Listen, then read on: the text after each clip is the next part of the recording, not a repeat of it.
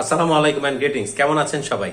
আমি Mohammad Sheikh Sadi, founder and CEO Visa Coach BD, sales trainer and coach. আমি আমার গত ভিডিওতে আপনাদের নিকট তুলে ধরেছিলাম যে আপনি যদি আমেরিকা, কানাডা বা ইউরোপের কোনো দেশে যেতে চান, যে 6টি বিষয় আছে যেটা খুব গুরুত্বপূর্ণ, তার মধ্যে প্রথম 3টি বিষয় আমি আপনাদের নিকট তুলে ধরেছিলাম যে যেগুলোর বিষয়ে বা যেই সকল বিষয়ে আপনি যদি লক্ষ্য রেখে আপনার ভিসা প্রসেস আপনি নিজে করেন বা কোনো এজেন্সির মাধ্যমে করান, তাহলে সেই ক্ষেত্রে আপনার ভিসা হওয়ার সুযোগ বেড়ে যাবে। আজকে অবশিষ্ট 3টি কারণ আমি আপনাদের নিকট তুলে ধরবো। গত ভিডিওতে প্রথম 3টি কারণ তুলে ধরেছিলাম, এখন অবশিষ্ট 3টি কারণ তুলে ধরছি। প্রথম যে বিষয়টি সেটি হচ্ছে যে আপনি যখন অ্যাপ্লাই করবেন, আবেদন করবেন, তখন আরেকটা যে বিষয় দেখে সেটা হচ্ছে বিশেষ করে কানাডার ক্ষেত্রে এবং ইউরোপের ক্ষেত্রে অ্যাসেট ভ্যালুয়েশন। অ্যাসেট ভ্যালুয়েশনটা কি আমি আবার বলছি, কানাডার ক্ষেত্রে এবং ইউরোপের ক্ষেত্রে, ইউরোপ মানে হচ্ছে ইউকে, সেনজিনভুক্ত দেশগুলোর ক্ষেত্রে অ্যাসেট ভ্যালুয়েশন করতে হয়।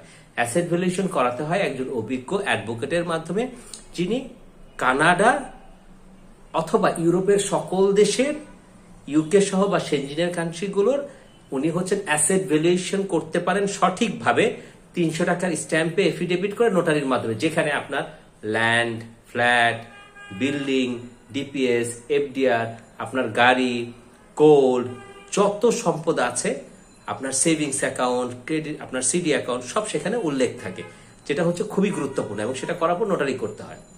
এরপরে দ্বিতীয় যে বিষয়গুলো থাকে সেটা হচ্ছে, এই ক্ষেত্রে একটা বিষয় বলে নেই, আমেরিকার ক্ষেত্রে অ্যাসেট ভ্যালুয়েশন আপনি করাতে পারেন অবশ্যই, এবং সেটা যখন এম্বাসি ফেস করবে নিয়ে যাবেন। কিন্তু কানাডার ক্ষেত্রে আপনাকে সেটা অনলাইনে যখন সাবমিট করবেন তখন আপনাকে সাবমিট করতে হবে। ইউরোপের ক্ষেত্রে, বিশেষ করে ইউকের ক্ষেত্রে, যেটা হচ্ছে গুলশানে একে নাফিটা ওরে আপনার হচ্ছে ফাইল জমা দিতে হয় 21 দিনের জন্য, সেখানে সেটা জমা দিতে হবে। এবং আপনার অন্যান্য সেনজিনভুক্ত যে কান্ট্রিগুলো আছে সেটার জন্য বিএলএস এ, যেটা হচ্ছে বনানী 4 নম্বরে জমা দিতে হয়, সেখানেও আপনাকে সেই কাগজ জমা দিতে হবে। ইউএসএ যখন ইন্টারভিউ ফেস করবে তখন আপনি নিয়ে যাবেন। তারপরে যে বিষয়টি হচ্ছে নোটারি। নোটারি হচ্ছে আপনার যে কাগজগুলো বাংলাতে আছে সেগুলো ইংরেজিতে ট্রান্সলেট করে নোটারি করতে হবে। আপনার যে অ্যাসেট ভ্যালুয়েশনে আপনার যে আপনি দলিলগুলো দিচ্ছেন, সেই দলিলগুলো অনেক কাগজ থাকে, সেটা আপনার ইংরেজিতে ট্রান্সলেট করে তারপরে নোটারি করতে হবে। এবং যত কাগজপত্র আপনার ইংরেজিতে আছে সেগুলো নোটারি করতে হবে। সেই ক্ষেত্রে ইউএসএ তে অনেক সময় এগুলো দেখে না, কিন্তু কানাডার ক্ষেত্রে অবশ্যই এগুলো নোটারি করে আপনাকে জমা দিতে হবে, অর্থাৎ অনলাইনে আপলোড করতে হবে। এবং সেনজিনভুক্ত দেশগুলোর ক্ষেত্রেও আপনাকে সেটা অবশ্যই সাবমিট করতে হয়। এবং সর্বশেষ যেটা, আপনার ফর্মটা সঠিকভাবে ফিল আপ করা। যদি আমেরিকার ক্ষেত্রে হয় DS-160, কানাডার ক্ষেত্রে অনলাইনে 3টা ফর্ম থাকে: personal information, family information, tour information. কানাডার ক্ষেত্রে 2 ভাবে ফর্ম ফিল আপ করা যায়, একটা হচ্ছে জেসিকে, একটা হচ্ছে IRCC। আমরা মূলত বাংলাদেশে IRCC তে ফর্ম ফিল আপ করি, যেখানে ম্যানুয়াল অপশন আপনি হচ্ছে personal information, family information, tour information, 3টা ক্যাটাগরিতে আপনি আপনার ফর্মটা ফিল আপ করতে পারেন এবং করে আবার রিচেক করতে পারেন।